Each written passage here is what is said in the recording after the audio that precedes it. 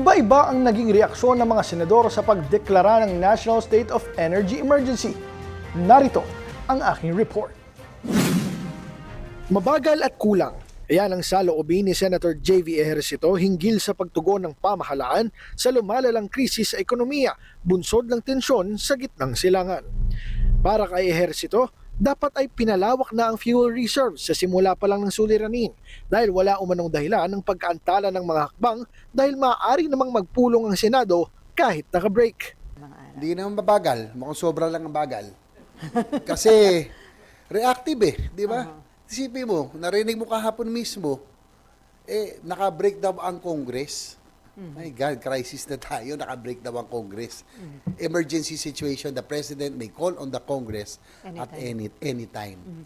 Samantala nanawagan si Senator Bam Aquino na mas palawigin pa ang state of national emergency upang mas mabigyan ng kapangyarihan ng gobyerno na kontrolin ang presyo ng mga bilihin. Sabi ni Aquino, ang kasalukuyang state of national energy emergency ay maaaring walang probisyon para sa price cap sa essential goods kung kaya't dapat malinaw kung maaaring gamitin ng mga lokal na pamahalaan ang kanilang quick response funds para makatulong sa mamamayan.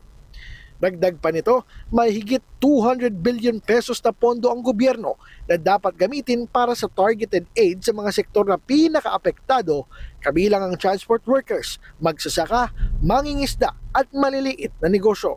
Konkretong plano naman ang hinahanap ni Senator Amy Marcos mula sa ehekutibo bukod sa pamimigay ng ayuda.